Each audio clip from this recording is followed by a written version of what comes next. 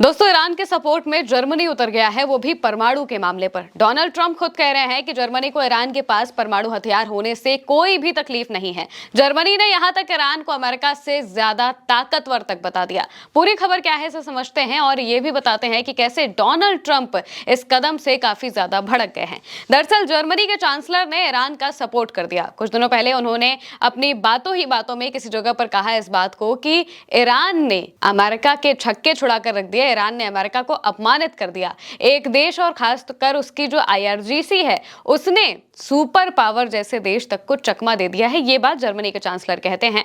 Iranian letter के हवाले से लिखा है, जर्मन चांसलर फ्रेडरिक मर्च का कहना है कि चल रहे गतिरोध में ईरान का नेतृत्व अमेरिका को अपमानित कर रहा है, ह्यूमिलिएट कर रहा है। उन्होंने आगे कहा कि ईरान उम्मीद से कहीं ज्यादा मजबूत नजर आ रहा है और उन्होंने वॉशिंगटन की रणनीति पर सवाल उठाते हुए कहा कि यह स्पष्ट नहीं है कि अमेरिका आखिर कौन सा रास्ता अपनाएगा, क्योंकि तेहरान बहुत कुशलता से बातचीत कर रहा है या फिर कुशलता से ही बातचीत करने से बच भी रहा है। ये बात जर्मनी के चांसलर कह रहे हैं, यानी कि जर्मनी के जो हेड ऑफ स्टेट हैं वो इस बात को कह रहे हैं। सीएनबीसी के हवाले से भी उनकी एक बात लिखी गई जिसमें कहा गया कि जर्मनी के चांसलर ने कहा है कि ईरानी शासन द्वारा अमेरिका को अपमानित किया जा रहा है। वहीं दूसरी ओर मिडिल ईस्ट में लंबे समय से चल रहे संघर्ष को लेकर यूरोपीय नेताओं के बीच बेचैनी धीरे धीरे बढ़ती जा रही है।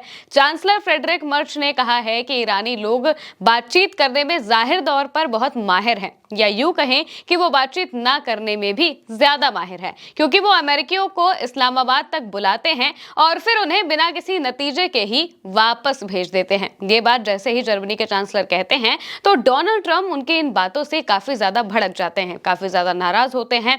ट्रंप इसके बाद पोस्ट करते हैं अपने social media platform truth social पर। पोस्ट करते हुए ट्रंप लिखते हैं कि जर्मनी के चांसलर फ्रेडरिक मर्च को लगता है कि ईरान के पास परमाणु हथियार होना ठीक है, उन्हें पता ही नहीं है कि वो किस बारे में बात कर रहे हैं। अगर ईरान के पास परमाणु हथियार होता तो पूरी दुनिया बंधक बन जाती। मैं अभी ईरान के साथ कुछ ऐसा कर रहा हूं जो दूसरे देशों या फिर राष्ट्रपतियों को बहुत पहले ही कर देना चाहिए था।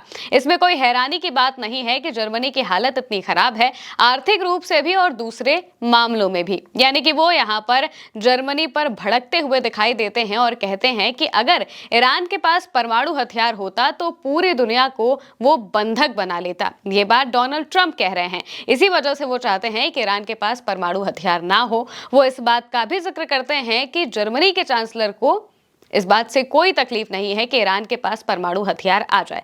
दरअसल अमेरिका के जो राष्ट्रपति हैं डोनाल्ड ट्रंप और इजराइल के जो प्रधानमंत्री हैं बेंजामिन नेतन्याहू, इन्होंने ईरान के खिलाफ यही एक नैरेटिव को सबसे ज्यादा बनाया। इन दोनों का कहना था कि ईरान अगर परमाणु बना लेगा, परमाणु हथियार संपन्न देश हो जाएगा, तो फिर पूरी दुनिया को उससे डरना पड़ेगा। ये बात डोनाल्ड ट्रंप ने कही थी और नेतन्याहू ने भी कही थी। उन्होंने कई बार अपनी अपनी बातों में इस बात का जिक्र किया है कि ईरान के पास परमाणु हथियार नहीं होना चाहिए। इसकी वजह उन्होंने ये बताई थी कि ईरान के पास अगर परमाणु हथियार हो जाएगा तो वो पूरी दुनिया कभी भी हमला कर सकता है, वो दादा बनने की कोशिश करेगा और तमाम बातें उन्होंने यहां पर कही थी। अब लेकिन जो बाकी के देश हैं वो ईरान के इस बार की जंग से समझ गया है कि ईरान वैसा देश बिल्कुल भी नहीं है जैसा अमेरिका और इजराइल उसे बनाने की कोशिश कर रहे हैं, क्योंकि ईरान ने जितनी भी जंग लड़ी वो नियमों के तहत लड़ी। उन्होंने अमेरिका की तरह बच्चों के स्कूल्स पर हमले नहीं किए।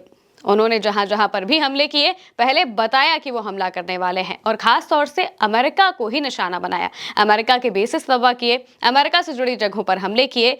अमेरिका से अलग जगहों पर हमले बिल्कुल भी नहीं किए गए, या फिर किए गए तो सिर्फ और सिर्फ आर्थिक तौर पर नुकसान पहुंचाने के लिए किए गए, किसी के जान माल का नुकसान नहीं हुआ। इस वजह से पूरी दुनिया को यह दिखने लगा कि कैसे ईरान मौजूदा वक्त में अपनी जो जंग लड़ रहा है वो इस तरीके से लड़ रहा है कि वो नियमों के बाहर नहीं जा रहा है और वो ये दिखाना चाहता है कि हम खुद से जंग शुरू नहीं करते हैं, हम सिर्फ जवाब देते हैं। और यहाँ पर भी ईरान जवाब देता हुआ दिखाई दे रहा है। अब मौजूदा वक्त में जो हालात चल रहे हैं उसमें सीजफायर का पूरा मसला परमाणु पर आकर टिका है। परमाणु हथियार को लेकर ही ईरान की तरफ से कहा गया कि परमाणु पर कोई बातचीत हम करेंगे ही नहीं। आपको बात करनी है तो होर्मुज पर करिए, नाकाबंदी पर करिए, इसके बाद सारी चीजें ठीक हो जाएंगी, तब हम जाकर कहीं परमाणु पर बात करेंगे। वहीं दूसरी तरफ एक और हार अमेरिका को तब मिलती है जब ईरान एनपीटी रिव्यू कॉन्फ्रेंस का वाइस प्रेसिडेंट बन जाता है। ये अमेरिका के लिए सबसे बड़ी हार होती है।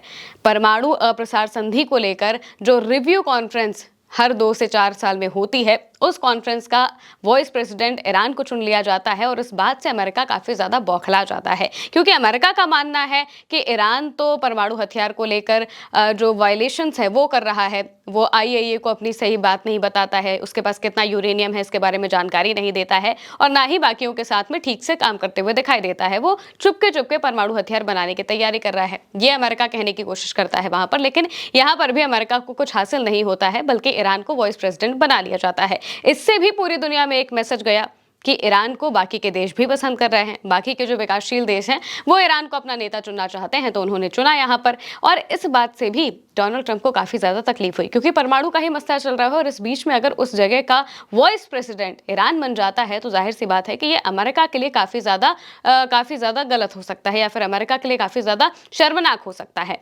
अब वहीं दूसरी तरफ बाकी के जो देश हैं वो भी धीरे धीरे ईरान के समर्थन में आ रहे हैं, क्योंकि सब देख रहे हैं कि अमेरिका के पास जब परमाणु हथियार हो सकता है, पाकिस्तान के पास हो सकता है, इजराइल के पास हो सकता है, तो बाकी किसी के पास क्यों नहीं हो सकता। अगर ईरान आज बना ले और वो एनपीटी में हस्ताक्षर कर ले, बहुत सारे देशों के पास परमाणु हथियार है, हर कोई चला तो नहीं रहा, तो अगर ईरान बना लेगा तो क्या हो जाएगा, ये बात बाकी के देश भी जानना चाहते हैं। और इसी वजह से वो अपनी इस बातों को आगे रख रहे हैं और साफ तौर से ईरान के जज्बे को सलाम भी कर रहे हैं और ये भी बता रहे हैं कि कैसे ईरान पर इस तरीके का दबाव बनाना कितना गलत है। इसी वजह से डोनाल्ड ट्रंप काफी ज्यादा बौखला जाते हैं और वो जर्मनी के चांसलर पर भड़कते हुए दिखाई देते हैं और कहते हैं कि इन्हें समझना चाहिए कि अगर ईरान परमाणु हथियार बना लेगा तो पूरी दुनिया बंधक बन जाएगी। कैसे बन जाएगी इसका कोई अंदाजा उनके पास नहीं है, क्योंकि मौजूदा वक्त में तो ये बंधक बनाने वाले काम वो कर रहे हैं। उन्होंने क्यूबा को बंधक बनाया, उन्होंने वेनेजुएला में घुसकर वहां के राष्ट्रपति को उठाकर ले आया और मौजूदा वक्त में होर्मुज पर खड़े होकर ईरान के खिलाफ नाकाबंदी कर रहे हैं, ईरान को आर्थिक तौर पर कमजोर करने की कोशिश कर रहे हैं, नाकाबंदी करके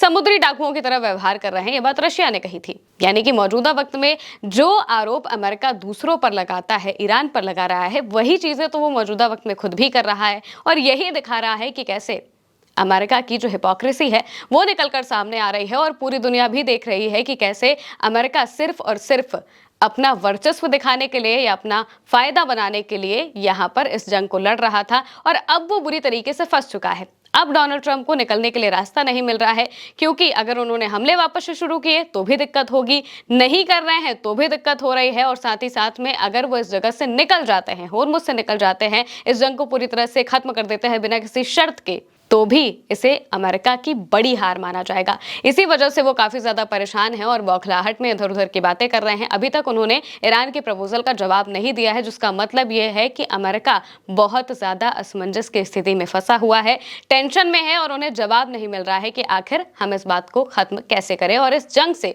निकले कैसे। फिलहाल के लिए मेरे यानी महिमा के साथ इस खबर में इतना ही। आप देखते रहिए उल्टा चश्मा यूसी।